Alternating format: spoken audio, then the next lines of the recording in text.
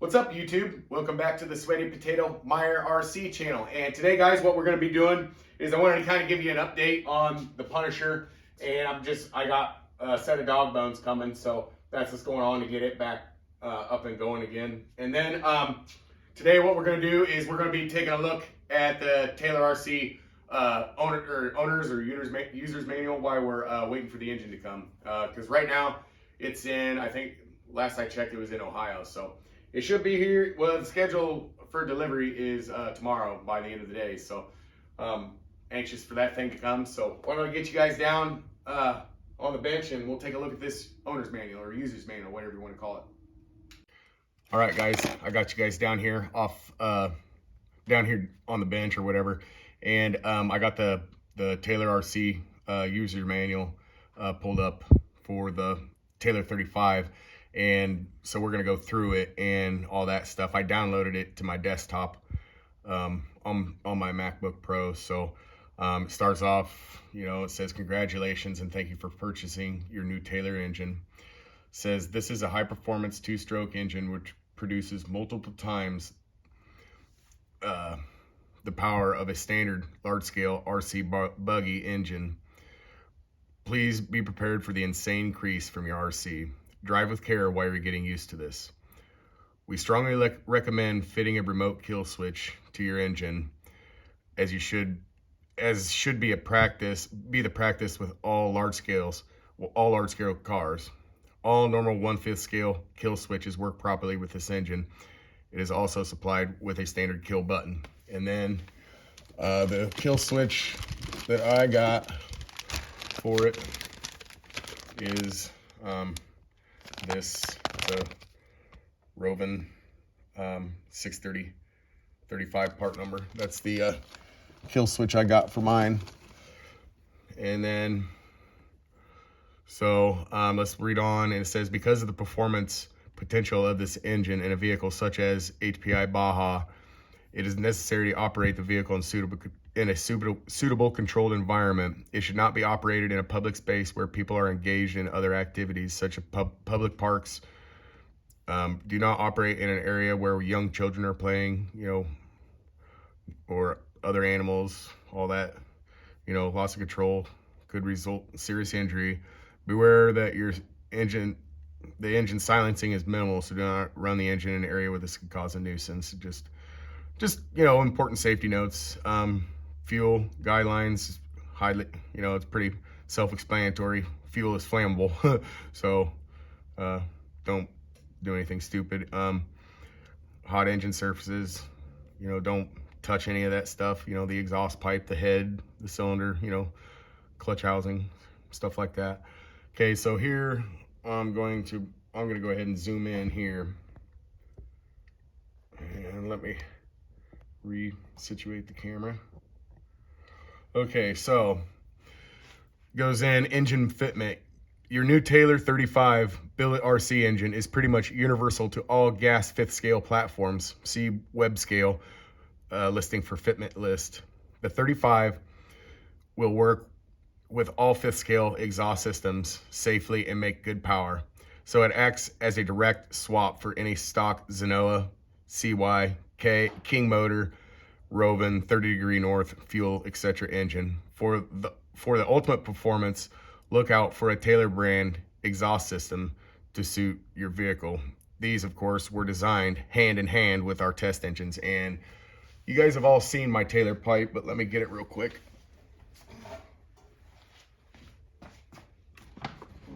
I'll just show you the front of it and everything. But the Taylor pipe he's talking about is this one here. It's the Zenoa 34 and up pipe, I think is what it's called. I can't remember exactly what it's called. So that pipe was designed says right here, designed hand in hand with our test engine. So it's probably the best pipe to use in my opinion. There's also all kinds of good pipes out there. Olamat, I know they also mentioned, I can't remember who it was, but somebody mentioned Olamat specifically makes a really nice side pipe for them. And then it goes on to read, it says the supplied billet clutch housing has a thin shim temporarily attached to the face for shipping. This shim allows you to fit to cars such as the HBI Baja or Kraken Vetka, etc., where the full clutch depth housing is needed, or simply remove the shim and keep it safe if fitting to cars like a Losi 5T, 5B, etc., where a short clutch housing is needed. So they ship you this shim so it will fit whether or not you have the deep, the clutch housing or whatever. They ship you the stuff where you can mount it in anything. I think that's so cool. Okay, so let's go on to engine starting and break-in procedures. Okay, so first time engine starting. When starting for the first time, following the engine installation, it will be necessary to draw fuel from the fuel tank up to the carburetor. Prime the carb several times until you can see fuel passing into the carb from the line, so you know that the carb is full via primer bulb on top of the carb. So next, turn on the choke if you have one, and I'm not going to have one. So, and pull the engine at a high speed until she fires once or pops. I call it a pop or whatever. After this, turn off the choke and try starting the engine. Sometimes a little throttle will help get her going. If you are using a carb which does not feature a choke, that's fine. Which I'm going to be doing. We'll be going over that stuff here in a bit. But simply repeat the above method, but instead of using the choke lever, use your hand to block the air intake for the first pull to act as an effective choke method. You will not need to do this for many times, as the choking effect will be large. And that's what I do to the 40 GT to get it started. I usually do that off camera. I pull the air filter off and put my hand over it. I don't like smashing the air filter up into it because I think that helps when you do that, I think it helps draw debris in, you know what I'm saying? So I take the air filter off and I just put my hand over it and just do a few slow pulls. And then usually I'll put the air filter back on. A lot of times I won't even get a pop out of it. I'll just do a few slow pulls and then put the filter back on and just pull it, and it'll fire right up every time. So yeah, I wanted to touch on that. Engine break in. Okay, so after starting the engine, make sure it's fully up to operating temperature before driving the vehicle. For initial break in during the first 5 minutes, allow the engine to idle with intermittent blips of the throttle. Okay, so I have a video where I do this with the 40 GT out in the garage. I think it's a year ago when I got the 40 GT. But anyways, I got the 40 GT, and this is how I did it. And if you want to go back, I'll leave the link to the video in the description of how I did the intermittent idle blips or throttle blips. So, and then for the tank 2 and 3 of fuel, operate the vehicle in a mechanically sympathetic manner. Now, what I'm going to say, what that means is you're not really, balls to the walls, getting every little inch out of the engine. You're kind of taking it easy, just sympathetically running it. You're kind of figuring it out, is what I kind of like to think about it, with a nice, rich, safe tune, so that there's lots of fuel and oil mix going through the motor to lubricate it while tight and new. And that's very important. I believe it's very important. They mention it several times in this how they want you to run it in, and run it for a while with a real nice fat tune in it before you even start messing with the needles to tune it, for optimal performance. So as long as you, I love this part. As long as you run your new engine at a rich tune, you're going to struggle to hurt it. It's a very reliable lump. And I don't think it's a lump, man. I think it's a work of art, man. That's what I think it is. I thought that was kind of funny. They said it's a reliable lump. So from this point, after tank 3, from this point, you can dial in the tune and let her true potential be unleashed as the motor loosens up. And here's just the diagram, of the primer bulb and the fuel outlet and the fuel inlet. And I'm gonna say, just because this doesn't have a choke on it, I'm gonna say that's a 990. It's an RT990, is what I would say that is, and that's going to be my exact setup I'm going to be going with. So let's go down here and check this stuff out. So, all right, Walbro carburetor info and settings. When fitting your chosen carb to the 35, make sure to fit the heat insulator with the gaskets supplied either side of it between the carb and the manifold. See photo for correct fitment. Take your time to use the correct length bolts for each different intake stack on the market so that it is secure. So what he's trying to say there is, some stacks have a, some stacks are going to make the bolts need to be longer and shorter. So make sure you take the time and get the correct length bolts. Okay, so then it says, make sure you complete the run-in of the engine on a rich setting. It says it again, right there. It says it again. Make sure you complete the run-in of the engine on a rich setting before considering leaning it out for optimal performance. That's very important. Please remember your climate and altitude could result in the requirement for different settings. So with any two-stroke, start with caution and care. So we are going to cover the RT990 because that's what I'm going to be running. So the base settings on the high needle is 1 5/8 turns out.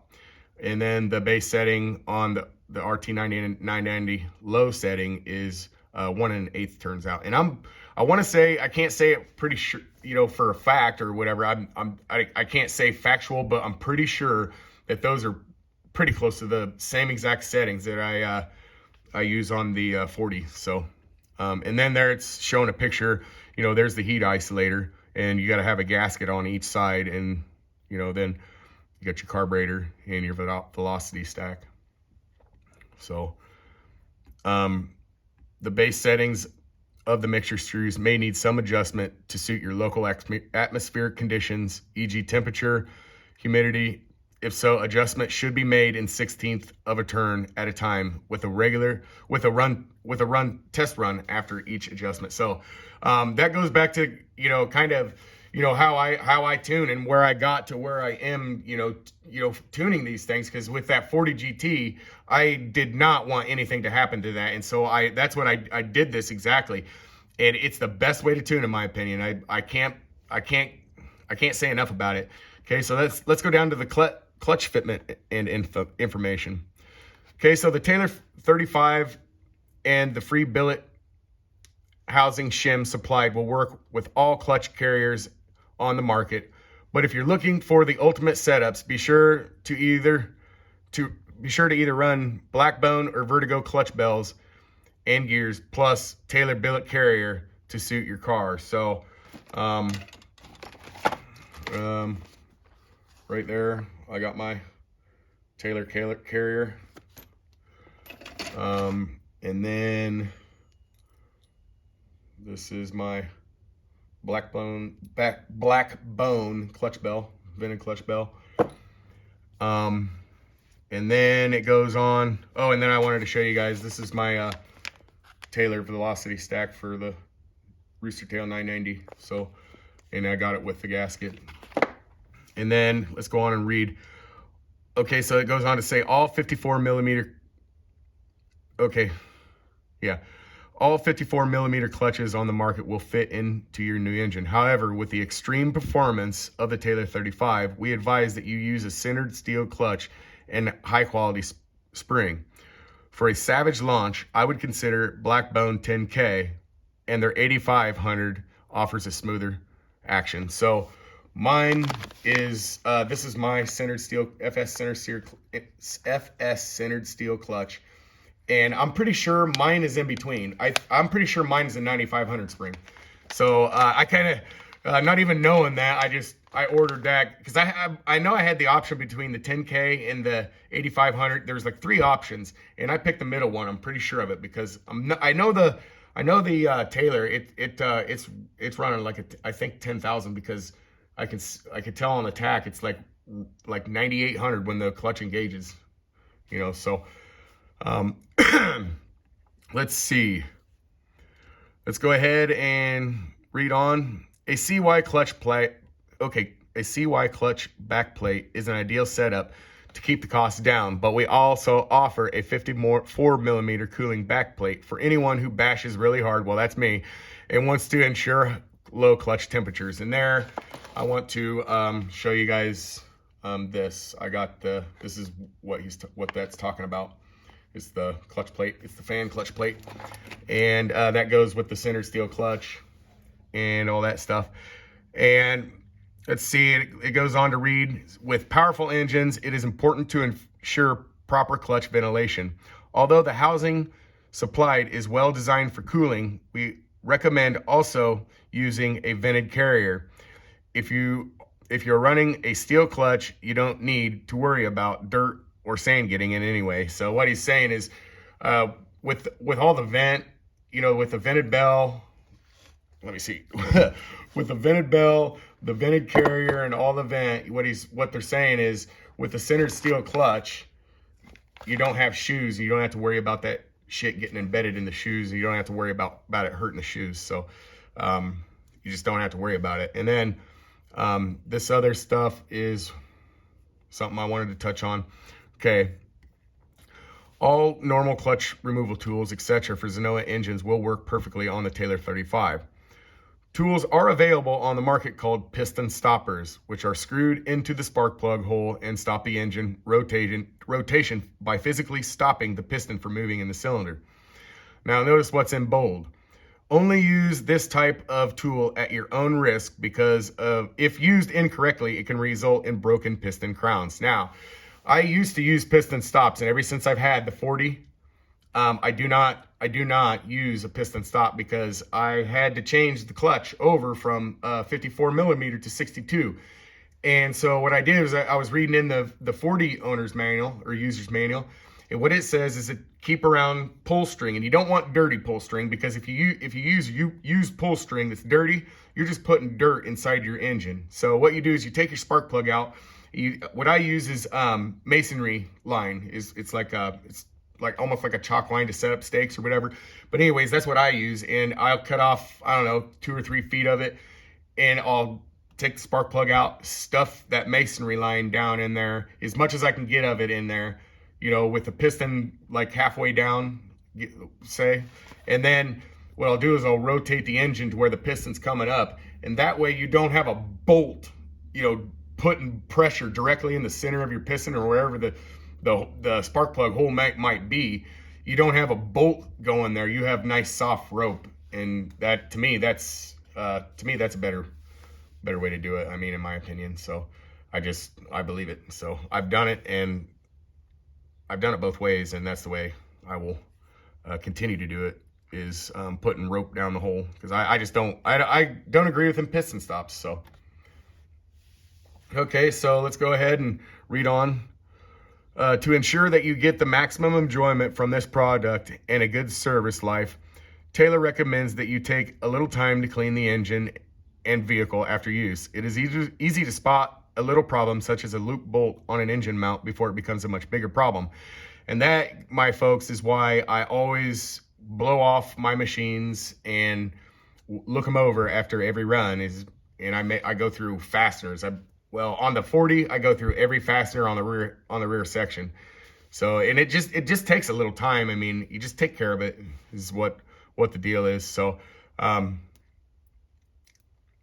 let's go on and read. It is absolutely essentially that only the best quality, fully synthetic 2-stroke oil is used. We recommend Puto Line RS 959 or Motul 800. But there are lots of great products on the market, and I run Motul 800. Ever since I got the 40, I've always run Motul 800, because that's what he recommended to run in it. So, in my dirt bike shop, I don't think they had the Puto line. But anyways, I run Motul 800 and all that stuff. I mean, some other good oils are like, Dominator, anything fully synthetic, any fully synthetic dirt bike racing oil will work. So Klotz makes good products. I mean, there's all kinds of stuff out there. Okay, so let's go on and read. This must be mixed at a fuel oil ratio of 25 to 1. Okay, and that's why I've changed my ratio, is because the 40, that's the same thing the 40 recommends, is 25 to 1. And I'm going by my manufacturer's recommendation.